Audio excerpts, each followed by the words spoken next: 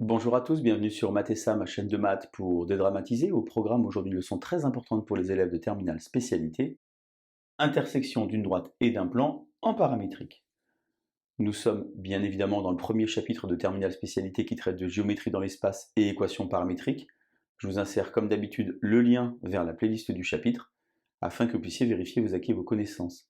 Savez-vous par exemple faire la différence entre les deux mots collinéaire et coplanaire? Savez-vous également ce qu'est une équation paramétrique, que ce soit pour une droite ou un plan, qu'on appelle également système d'équations paramétriques? Ici, c'est très important, l'espace est muni d'un rond, un repère orthonormal direct OIJK, car on va travailler avec des coordonnées. On a la donnée ici d'un point et de deux vecteurs, et ici d'un autre point et d'un vecteur. L'objectif est donc de déterminer l'intersection, si elle existe, de ce plan et de cette droite. Si vous vous sentez suffisamment à l'aise, et bien comme d'habitude, je vous propose de mettre la vidéo en pause. Vous allez donc tenter de compléter le tableau préparé pour vous, et on se retrouve évidemment juste après pour la correction. Allez, un brouillon à crayon, et c'est parti. Alors attention, très important, lorsque vous avez deux vecteurs comme ceci, il n'est pas certain qu'ils vous définissent un plan. Il faut d'abord vérifier que les deux vecteurs qui sont là ne sont pas collinéaires, en d'autres termes, que leurs coordonnées ne sont pas proportionnelles. Ceci est évident puisqu'on a des zéros sur les coordonnées et qu'il n'existe pas de nombre tel que 0 égale fois moins 1 par exemple. Si donc 0 n'est pas égal à moins 1 par exemple, ça veut donc dire qu'on ne pourra pas trouver de nombre, et donc on peut affirmer que V et W ne sont pas collinéaires. Ainsi, B, V et W définissent ici un plan. Première question, quelle est la position relative de P et D, du plan et de la droite? Pour une fois, on va utiliser un raisonnement par l'absurde.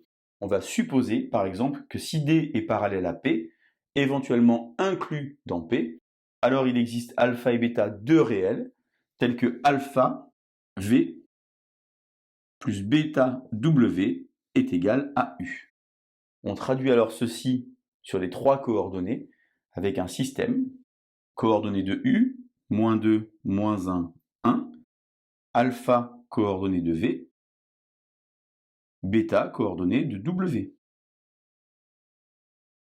On peut alors ici écrire que alpha égale à moins 1, on peut écrire que bêta est égal à 1 tiers, et ici on peut écrire que alpha est égal à moins 2 moins bêta. On obtient donc finalement alpha égale à moins 1, bêta égale à 1 tiers, et alpha égale à moins 7 tiers. Vous remarquez ici qu'on a un petit souci, on a un problème de compatibilité. Le système est incompatible, ça veut dire que alpha ne peut pas être égal en même temps à moins 1 et à moins 7 tiers. On peut donc affirmer alors que ceci était faux, en d'autres termes que la droite n'est pas parallèle au plan, ni inclus dans le plan. On peut donc dire que D et P sont alors séquents. Et s'ils sont séquents, eh bien ça a du sens de chercher les coordonnées du point d'intersection de la droite et de ce plan. On bascule alors sur équations paramétriques. Je vous insère évidemment le lien vers la vidéo de Mathessa qui traite d'équations paramétriques, que ce soit pour une droite ou un plan de l'espace. On va donc traduire ceci par une phrase mathématique. M de coordonnées x, y, z appartient à la droite qui passe par A et qui est dirigée par U. Si et seulement si, il existe, petit quantificateur ici, K qui appartient à grand R tel que AM égale KU.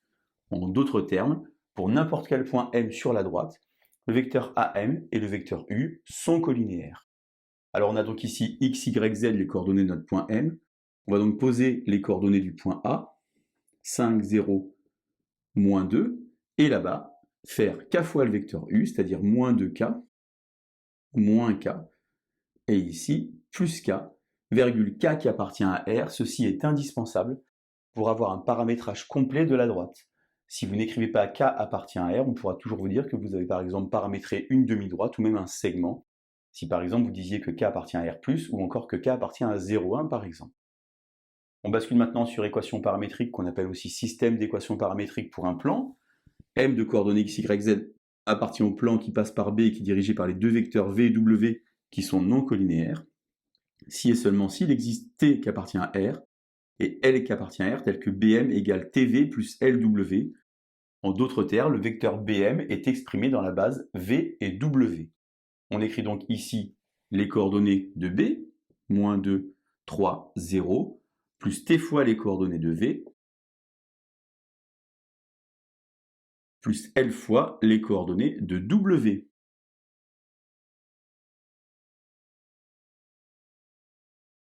Virgule, TL appartient à R carré car le couple TL est donc ici dans R croix R qu'on appelle aussi R carré. Si on cherche alors les coordonnées du point d'intersection, il faut donc égaliser ici puisque le point doit vérifier les deux systèmes d'équations. On a alors 5 moins 2K pour la partie gauche, moins K et moins 2 plus K, égale moins 2 plus T plus L, égale 3 moins 3L, et ici égale à moins T.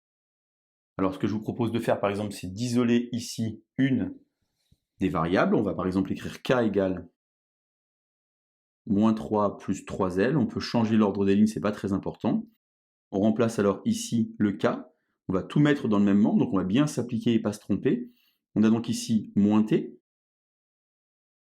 Puisque c'est ici moins K, j'ai donc moins T moins 3L égale, je change de membre, puisqu'ici j'avais moins 2 moins 3 égale moins 5.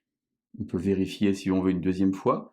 On a donc remplacé K ici par 3 moins 3L, ou bien on a mis moins K de l'autre côté, c'est-à-dire on a moins T moins 3L, et ici, moins 2 moins 3 égale moins 5. Ici, de la même manière, je vais remplacer ma valeur de K, donc je vais mettre ici 3 moins 3L. Pourquoi? Parce que comme j'ai moins 2, ce sera plus simple. J'ai donc ici 5 moins 2 facteur de 3 moins 3L, mais attention, puisque j'avais dit que j'avais mis moins K, ici, il faut mettre alors plus, car j'ai remplacé moins K par 3 moins 3L, égale moins 2 plus T plus L. J'ai donc ici K égale moins 3 plus 3L, j'ai T plus 3L égale 5, en multipliant tout par moins 1 comme ceci. Ici, je vais développer, réduire et ordonner. J'ai donc ici moins 6L, changement de membre de l'autre côté, ça va donc me faire 7L, comme ceci. Ici, j'ai un T.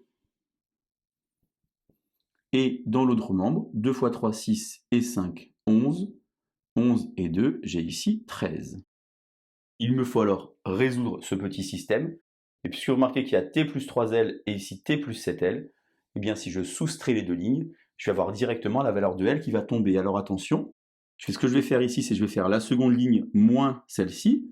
7L moins 3L, ça fait donc 4L. 13 moins 5, ça fait 8. Et donc 8 divisé par 4, j'obtiens L égale 2. Puisque j'ai L qui est égal à 2 maintenant, j'ai plus qu'à remplacer à cet endroit-là. 3 fois 2, 6. 5 moins 6, ça fait moins 1 pour T. Et enfin, puisque j'ai L qui est égal à 2, 2 fois 3, 6. 6 moins 3, ça fait 3. Alors attention, je n'ai pas trouvé ici, c'est un gros piège, les coordonnées du point d'intersection. J'ai trouvé les valeurs de chacun des paramètres. Je peux alors ici, par exemple, remplacer mon K par 3 pour réunir ici les coordonnées du point d'intersection. 5 moins 2 fois 3, 5 moins 6, ça fait donc moins 1, moins 3. Et ici, je remplace par 3, 3 moins 2, ça fait donc moins 1. Si je veux me convaincre que j'ai la bonne réponse, ce que je peux faire alors, c'est remplacer T par sa valeur, c'est-à-dire moins 1 ici, et L par sa valeur, et il faut trouver le même résultat. Donc ici, je mets 2, 2 moins 2, 0, et j'ai T égale à moins 1, même valeur. Ici, j'ai L qui vaut 2 moins 6 plus 3, moins 3. Et ici, j'ai T qui vaut moins 1, moins 1. Ça fait donc ici plus 1. J'ai donc un souci, j'ai pas le même point. Donc j'ai fait une erreur de calcul quelque part. Je reprends tranquillement pour vérifier que je ne me sois pas trompé. Ici, j'ai K qui vaut 3, 3 moins 2. Ça fait donc ici plus 1. Ça vous permet comme ça de vérifier que vous n'êtes pas trompé en prenant les deux équations paramétriques et en vérifiant votre résultat. Voilà donc l'intersection d'une droite et d'un plan en paramétrique. Vous remarquez qu'on n'a pas du tout parlé d'équation cartésienne de droite. Ce n'est pas l'objectif ici. Le but du jeu, c'était donc équation paramétrique. Allez, je vous laisse vous entraîner et je vous dis à bientôt sur Matessa. Bonne journée.